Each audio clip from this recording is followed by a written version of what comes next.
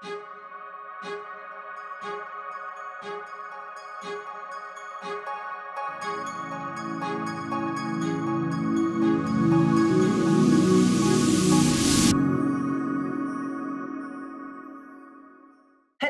welcome to Kitty Talks. We share inspirational life stories that empower you to create yours.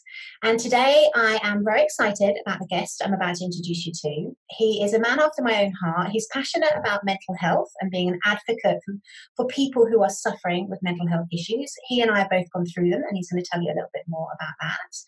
Kamran Bedi, welcome to Kitty Talks. Hi, Kitty. Thank you for having me today.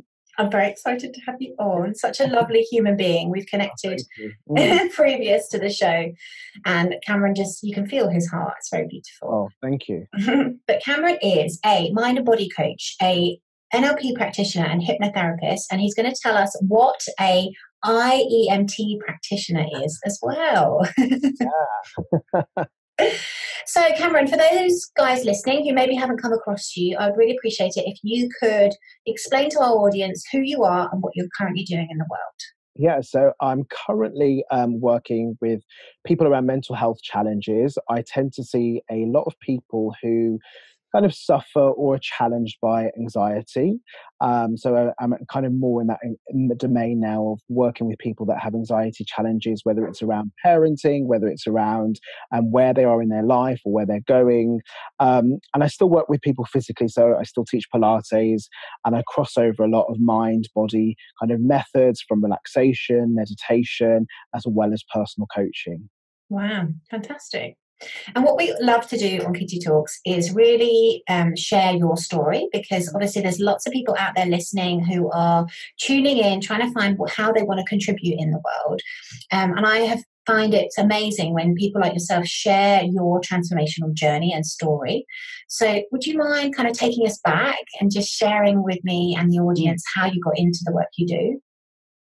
Yeah, so it was around my mid-20s, I discovered self-help in terms of self-help books. And I discovered, I think it was James Van Praagh, his small book, which is just so powerful for me, small book of meditations, and it is literally it's called Meditations. And each page was just a descriptive meditation, a guidance and exercise to do. And that's where in my mid-20s, I started to explore what I could do with my mind, what I could do myself, from reading and then taking that kind of initiative, taking that self-motivation to put it into practice. And I was just really amazed by the sense of peace that I could feel within myself. And I was amazed that what I could do with my own mind, because I suppose for even with people that come to see me, and for people for so long, we tend to identify ourselves that our mind, let's say, controls us, or that we don't have any control over how our mind operates. And it was really in my mid-20s that I got to experience very early on in my life, I suppose, that actually I could direct my mind the way I wanted to. And in doing that, I could change how I was feeling. And I suppose in that point in my life where I was exploring this self journey, this self practice, which was a casual, relaxed practice, it was actually filling, I suppose, a void in my life. It was nourishing me. It was giving me a sense of peace, mentally and emotionally, helping me to kind of deal with the things, I suppose, that I was running away from. That those internal battles, those internal challenges that can really, play on your mind and pull you into the depths of, let's say, depression or feeling emotionally low. And in relation to my life, to my own identity, to where I was in my life, to who I am culturally, and accepting that identity, I was able to find peace from the work of James Van Praagh and actually having that meditation practice. And whereas I thought it was a hobby, it was actually kind of healing. And so over my 20s, I suppose in a lot of ways, I became almost addicted to self-help.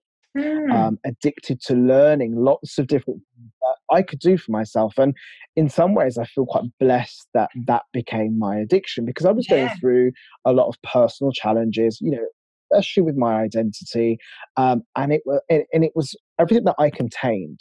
And that's the thing with mental health, with stress, with depression. We as humans, we can really contain what we're feeling.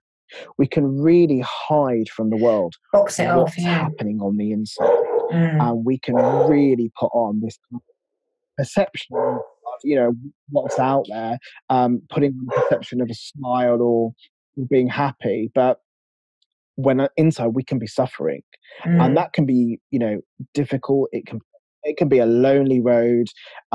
You can really feel emotionally low and stuck, and so having all of this access to kind of self-help practices, and reading about other people's journeys, and actually this interest in how the mind works, I suppose I was able to take myself to a point of peace.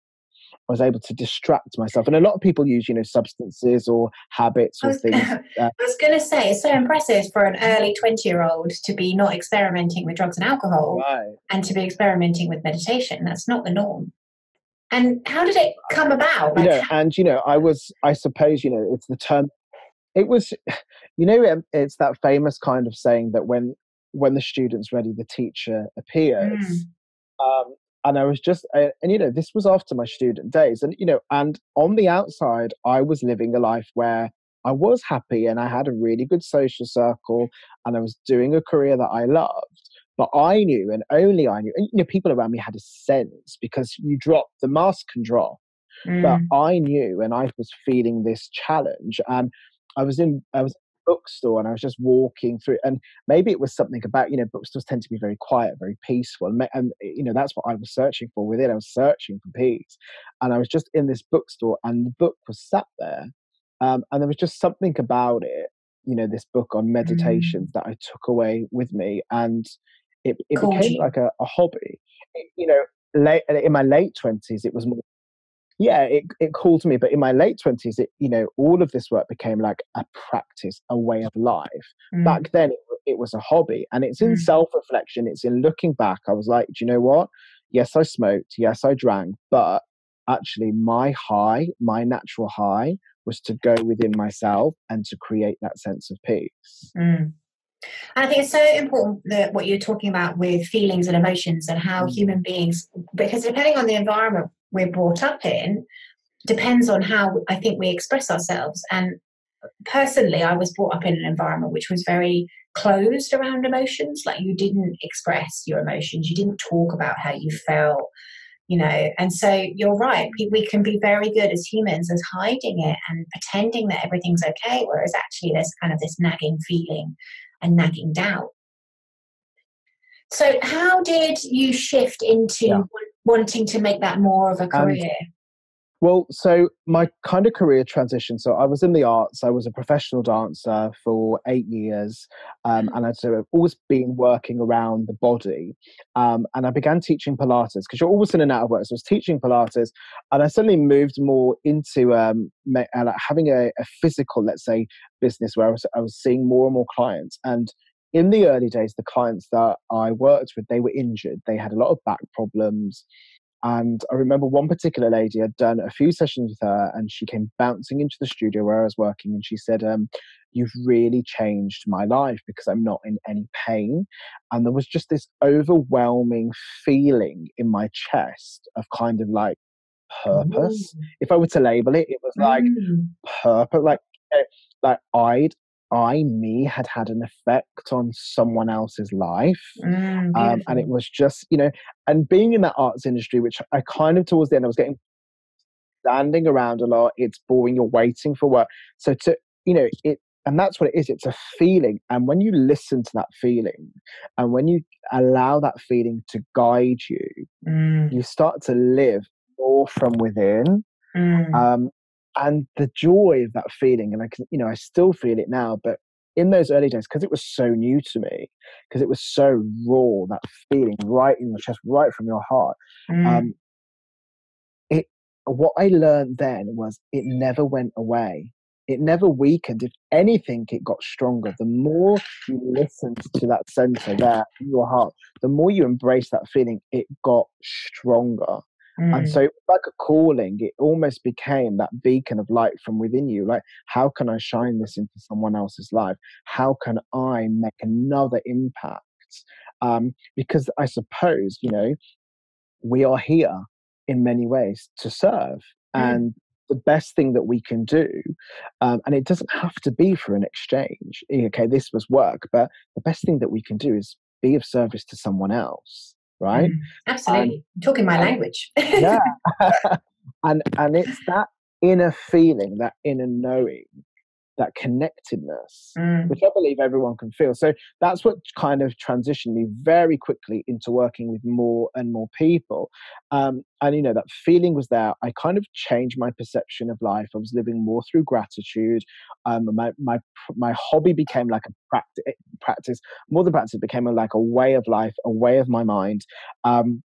And again, my clients guided me, I feel, where I needed to be, because I started to notice that a lot of the physical people that I was working with were stronger, they were fitter, but they still had symptoms of pain. And I got curious to what it was, and that's when I realized that it was a psychosomatic connection, a mind-body connection, and that it was more on a mental level. And that's where I first went off to train and to experience NLP. It's all about the structure of mind. So that's where the whole mind-body method came from. So I then went off to explore lots of different things. And it was just a natural progression because, we live in our body, our minds, connect with our body. Everything that our mind does infiltrates into our body. Everything that we feel comes from through our thoughts. And it's just, for me, it's a constant relationship. It's a constant companion of the two. And I just love expressing that with my work and getting to do that with my work, where I see people on a mental or physical level creating change in their life. But what I really love about what you're describing is that you inadvertently, because when we do our Dharma, we listen to the messages that come from mind, body, spirit, and emotion. So you were very plumbed in and listening to how you felt, what made you bring you joy, the fact that the service was the thing that was lighting you up. And actually, for people listening, what you're hearing from Kamran and what you hear on all of these interviews is when you start to do that, life really, really opens up for us. And I love the way you described it. You said it was almost like your patient showed you the way of actually how you should sort of specialize and which direction you should go. That's exactly it. Absolutely. And that all comes down to then that, you're following, you're trusting, you're allowing the process to happen. And then automatically you're then doing your Dharma. Right? Because you're guided through that. I've got goosebumps then. Yeah, it flows through you. It flows into the work that you do. It flows into the people's lives that you're working with. And it's just an extension of that oneness that we all have. And can you see, because this is the other thing I love to ask people, because I believe and I've seen that we're always being prepared for what we're supposed to do, whether we are conscious of it or not, basically.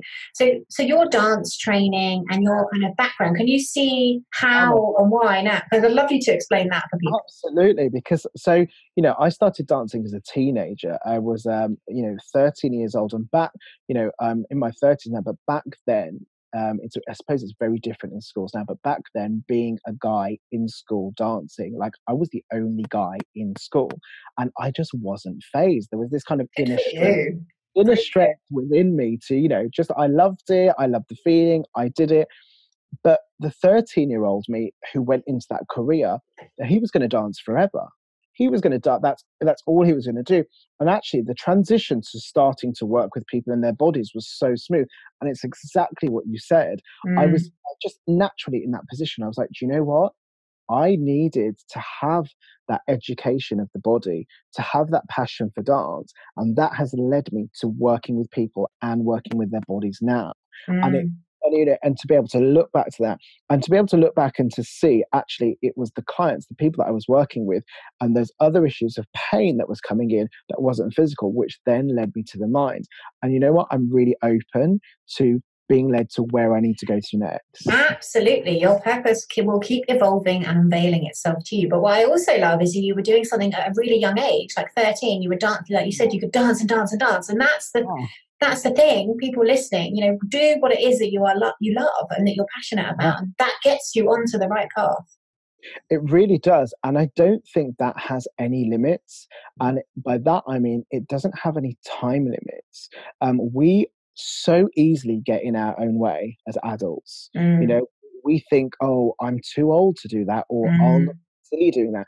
And it is that fearless 13-year-old. It's that child. And we've, if you look to the younger generation that are around us, they'll do what they want to do. And it's really important for us to embrace that in our life, whether it's a new practice, whether it's a hobby, whether it's going to somewhere, to not limit ourselves, because I really believe that we can be limitless, and what we can feel and experience can also be limitless. Beautiful, absolutely. And I think, I've also witnessed where people haven't been as plumbed in as you, as tuned in, and they haven't done the things that they love. Actually, they're still inadvertently being trained or attracted to things which are serving them for the later date. So if you're listening to this and you're thinking, I'm 40 or 50 or 60 and I don't know, then, there is method in the madness. Your life up until this point is totally, that you just now need to tune into it and become more conscious of the signs and signals. 100%. So you started going towards working with people and their mind. And then where does this passion for kind of mental health and anxiety come from? Well, I suppose it's knowing and experiencing my own anxiety. And, I'm a very self-reflective person. It's interesting that you said, can you look back and see that got you to here and etc. And like, when I was anxious, and particularly in my early 20s, I was in a real low point, but I hid it very well. I was depressed. But at the time, I didn't know I was depressed. Right, okay. I thought I was having a bad day or low day. But actually, when you look back, and sometimes looking back and having that self-reflection can really help us. I was like, I was depressed. Like, I was really stuck in my life. I was really low.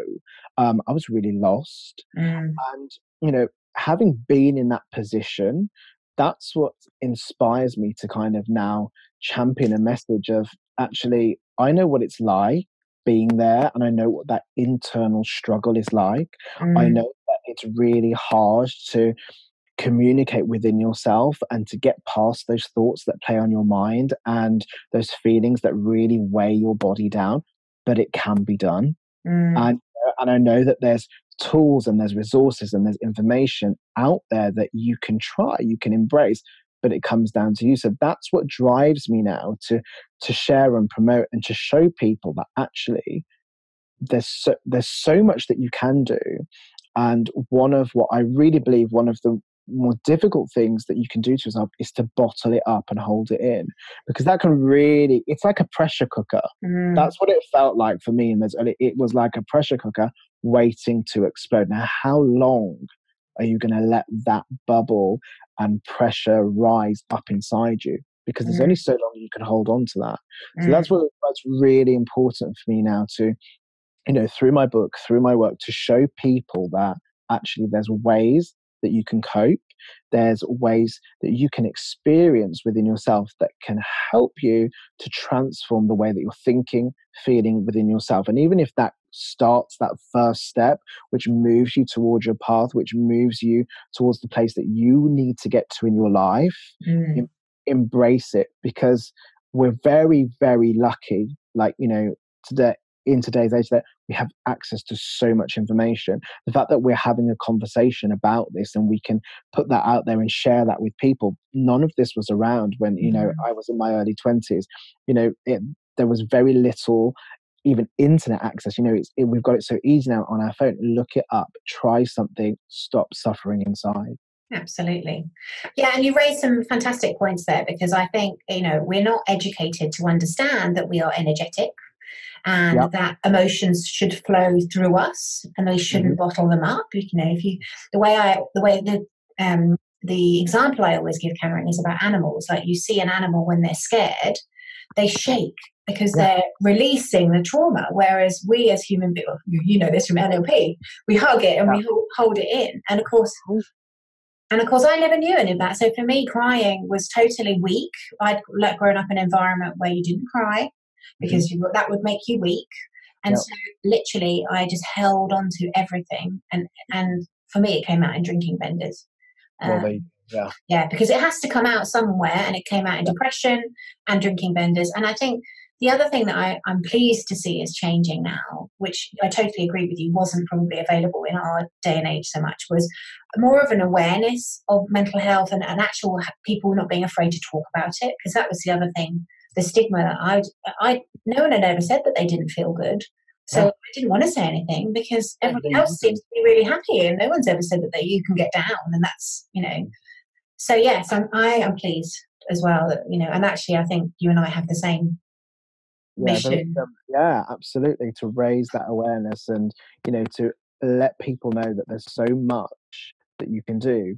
And if it's working with someone, if it's working on yourself, just put the time in, because it's really, really rewarding for yourself.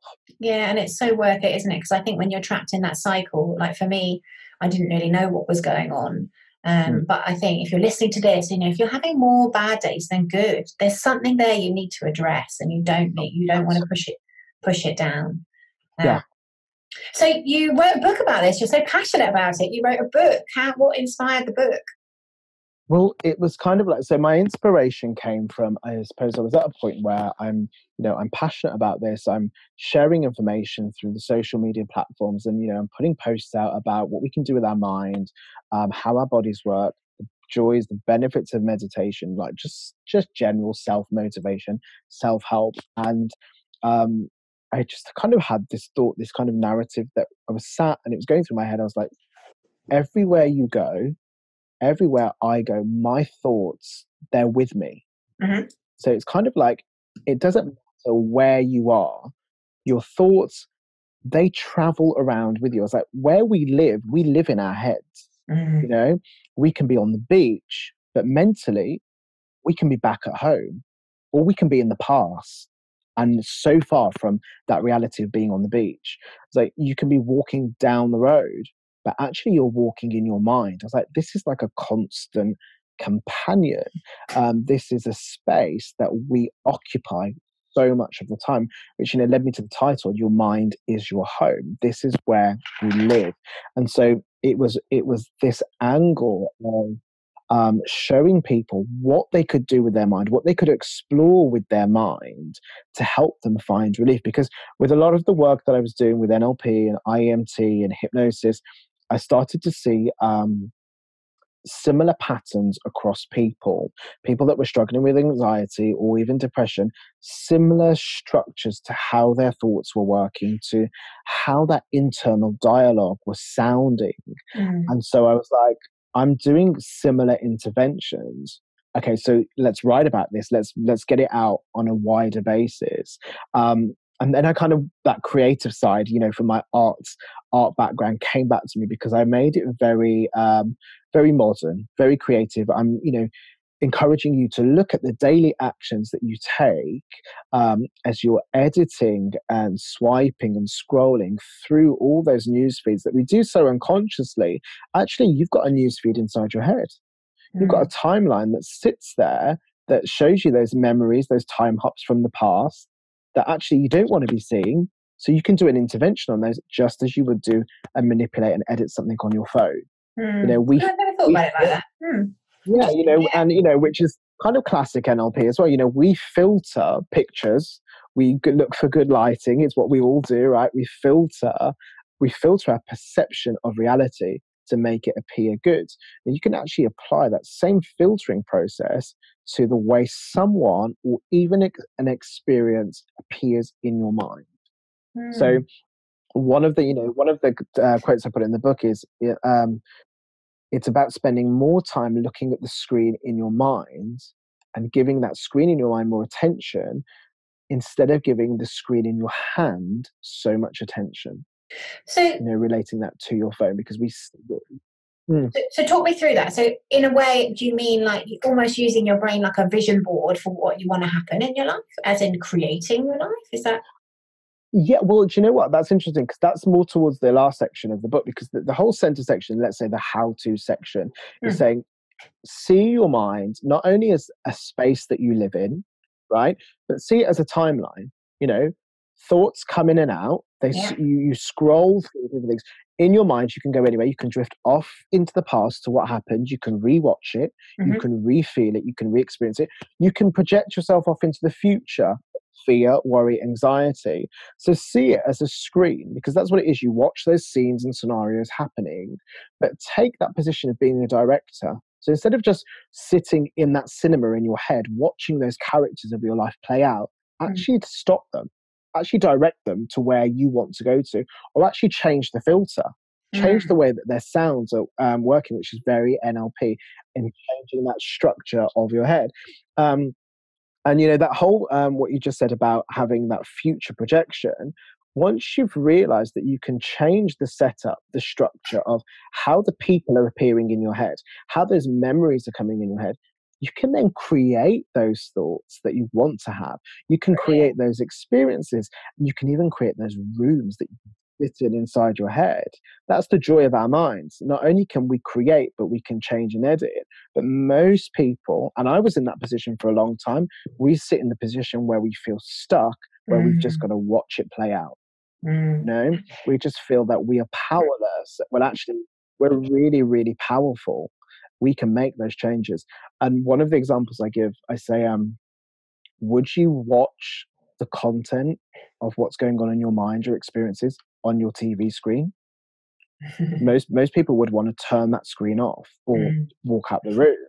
But in your head, you tend to binge watch it over and over again. Don't do it, because that consumption, watching that, is filtering into your body and it's affecting how you feel, and it's changing your emotional center and it's pulling you down. But if you wouldn't sit and actively watch it all day on your TV screen, don't watch it in the screen inside your head. And that's what the book covers. It covers interventions to stop that binge watching, to stop those internal sounds, the sounds of other people telling you you're not good enough, that you're not worthy enough, to stop all of that and to find those positive representations within yourself so that you can lift yourself up, you can build yourself up, and you can change how you think and feel. Absolutely. I think I love that, because it's having that awareness, isn't it? To sort of stand back and look at your thoughts and go, actually, what the thoughts aren't real. You know, we talk about it as stories. You know, the amount of stories that we make up as human beings that don't exist is just incredible. And then we buy into the story, and then it's a disempowering story. And the next thing you know, you're kind of believing your own disempowering story, and you don't want to get out of bed. Well, that becomes your reality, right? So that narrative, and for some people, it's what they've been told, what others have said to them or projected onto them. Some have kind of created it, but for some, it's been installed. But it's exactly that. It filters down into your body. It influences how you feel, and it captivates you. And in a negative sense, it can really leave you feeling stuck. And that's not nice. No. And the other thing I think as well that is very empowering for people, like obviously, like the way I look at meditation now is like brushing my teeth, but for my mind, you know, because we brush our teeth, we have a shower on a daily basis, but you know, what is it we do for our mind? You know, so for me now, meditation is something I do twice a day, and it's just almost like a reboot. And you know what? That's a choice that you've chosen. That's a value that you've installed into your life. And it's a daily practice. And how much time does it take to brush one's teeth? How much time does it take to put that meditation in? How much time do we spend, or do people spend, on their physical bodies, working out, doing hundreds of squats, lifting weights, or working on their diets, cooking the right things? Well, what about our minds? If we can have a daily practice, even if it's just 5 minutes a day, right, where we actually look at what's going on in that screen, just press stop on it, and to be able to create that place of stillness or peace just for 5 minutes a day, what's that going to do? That's like training the mind. So, you know, we're a generation of training the body, training our diets, and looking at our nutrition, but we have to look at our mental health and what we can do. And it's exactly like you're saying, it's exactly how you're living. It's having a daily practice. That's what it all comes down to. Yeah, and I think it's you'll see it. Well, we will see it with our kids, won't we, in the future generations, because that will be instilled into them from the outset. Like we were grown up, you have to brush your teeth. You have to brush your teeth. I know with my children, I'll be like, well, meditation is a daily practice. You do it every day. You have to do it. So they'll just grow up in that environment that's the norm. But you're right. If you're listening to this now, it has such a profound impact. Right? I find sometimes in the morning, depending actually, my meditation can be better or worse. But when I have a good meditation, or I just find it sets me up for the day. Or if I skip it, I just notice the difference. Like I'm not as focused, I'm not as centered. I'm probably a bit more of a headless chicken than if I take that time for myself. Yeah, you notice the difference. And back in my 20s, that's exactly what I noticed. It's like I was able to change what was happening in my head and improve how I was feeling in my body. There was no pill, there was no practitioner, there was, I didn't pay anything. I did that. And that's what we can do. We can all do that. Now, if you need assistance, fine, get a book or join a course or work with a practitioner, because change can happen very quickly. I was just going to show people, because this is the cover of your book, isn't it? So by the sounds of things, if they're looking for ways to do that, then the book is the perfect thing for them to buy and pick up. Absolutely, yeah. Excellent. So before I let you go, Kamran, I need to know what IEMT practitioner is. Absolutely. And do you know what? I'm really glad that you've asked this, because it's a very, I'd say it's been around for over 5 years, but it's a very developed process which more and more people are turning to. And it's basically integral. It's called integral eye movement therapy. Okay. And it involves the eyes moving through a pattern associated with a feeling. And that feeling can trigger a memory. And so basically, change can happen with a person around a feeling, around a memory, in, let's say, as fast as 40 seconds.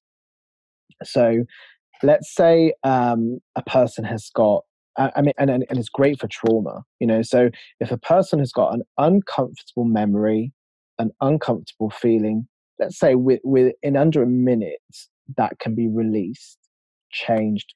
Do you fancy doing that on live? Absolutely. I just have to check. I just have to check with you that you haven't had concussion. No, never. And you don't have epilepsy. No epilepsy. No. Okay. And I would advise that anyone listening or watching, that you don't do this, because you need to do it properly with a practitioner. But is there a memory, let's say, that's maybe negative for you, or let's say that causes you to feel uncomfortable or feeling? So what popped into my... And you don't actually have, and this is the joy of it, you don't actually have to say what it is. You can just say yes. I don't mind sharing. This came up at Christmas for me. So this is okay. This shows how fascinating we are as human beings. So we spent Christmas with my parents, and as a child, my father used to listen to the soundtrack of War of the Worlds whilst I was lying in bed. Now, for anybody who knows the War of the Worlds, it is the most, I find it terrifying. I still find it terrifying to this day. And it was fascinating. I'm a 41-year-old woman, and he put this soundtrack on at Christmas, and it brought up these feelings of fear. It was just incredible. The connection that I've still got, as I think I must have been, 10 or 11, 12. Like, he did it for years, listening to this soundtrack. Okay. And so these feelings of fear in relation to this, when you think about them, when you relate to them now, how strong are these feelings out of 10? 10 is the strongest or highest? I'd say 8. 8. Okay, so that's strong. And how familiar are these feelings of fear? They're pretty familiar. It makes me feel like I'm crying. Okay. And when is the first time you were feeling this feeling of fear? It doesn't have to be the first time it happened. The first time you remember feeling these feelings of fear. Oh, I remember running away from my dad. Okay, so a memory has just come up for you, right? Mm. What age are you in that memory? 7. And I remember running upstairs to get away from him and shutting the door. Okay, so what I want you to do, Kitty. Perfect. So what I want you to do is eyes open, looking at me. I want you to think of that memory of running away from him. Hold that memory, and your eyes, they're just going to move side to side like this, corner to corner, side to side. Go. And keep thinking of that memory. That's it. And if the memory fades, bring it back. Keep thinking of that memory where you were fearful, running away from dad, and relax your eyes. Okay, take a breath in for me. Nice, calming, deep breath in. And then just exhale when you're ready. Okay, good. So when you think of that memory now, what happens? I feel a lot calmer. Okay. And has anything changed with the memory? It's fuzzy.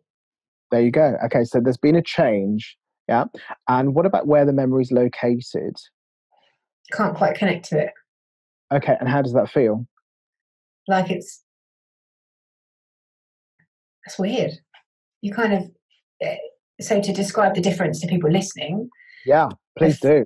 The first time I had a real mental image of running up the stairs, shutting the door, locking the door, closing the door, disappearing, like literally having my back against the door.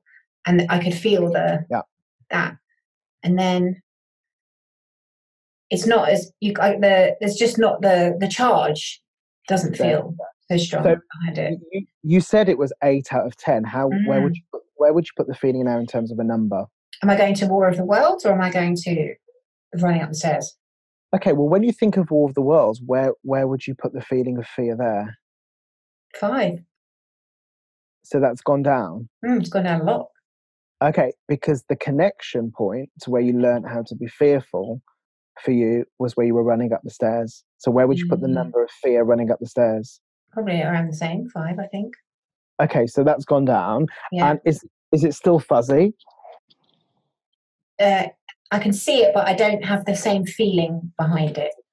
There you go. So you can see it, but it's not as clear because it's fuzzy and the feeling has lessened. So the process in general, which is a question-based process, but you didn't actually tell me what was happening around the memory running up and down. You basically didn't have to go into the story. So you identified there was a feeling of fear. Through the questioning process, which just explains to everyone listening or watching that actually we tracked that down unconsciously back to the age of 7, and then we did the process. So it's only really going to work, the process, if you find the right feeling and right point of your life where it was. And by that, you didn't have to do any deep regression work. You didn't have to go into the story or detail, and the intervention was fast. So when you think of the memory now, what happens? Not a lot. There you go. Because the joy of it is it continues to process for up to 20 minutes. So you're going to find that's just going to get weaker and weaker. It's like the connections. I can't quite connect to it as well. Yeah, it's fascinating. It is. And I see change really, really fast with this. We're talking about mental health. We're talking about being open and discussing, what we're experiencing within, and it's okay. And this process in particular, from my experience, it suits a lot of men as well, because they don't have to sit there and talk about their feelings. I've had guys just say, I've just got an uncomfortable feeling. They didn't even want to talk. I'm like, okay, fine, well, let's do this process, and then it's gone. Awesome. And which is the joy of, therapy has developed over the years, and who knows what we'll be doing, in 10 years' time. Things develop all the time. We have so many practices, so many things that can really enrich our minds, enrich our lives, because people, they're putting the time in to be of service. And I think that's what being and doing your Dharma is all about. Absolutely. And if you're listening to this, please, take one thing from this podcast. You don't have to suffer in silence. Mental health issues are, I would say, rampant. They say 1 in 4, but I would say 3 in 4. So if you're listening to this, please know, like Kamran said, you can change things really quite quickly. Yeah. But Kamran, where can people find you if they want to connect with you? So I'm often on Instagram, sharing motivation, giving out tips and tools, which I'm at Coach Kamran Bedi. For my website, you can get me at CamranBedi.com, where I've actually got a free meditation course, which is just launched. Cool. So, you can get some mindset meditations, and you can reach me and find all that details at CamranBedi.com. And we will have all of Cameron's details in the show notes. So if you've missed anything there, you can look them up there. But thank you so much, Cameron. I really enjoyed our conversation. Thanks for having me. I really enjoyed it as well. Yeah. Well, we will see you next week with another amazing guest on Kitty Talks. Say goodbye. Bye. This podcast was sponsored by my Do Your Dharma course. Create a life so good that you pinch yourself. This 8-week online course demystifies Dharma and shows you how to tune in to why you're really here. Go to www.kittytalks.com/do your Dharma.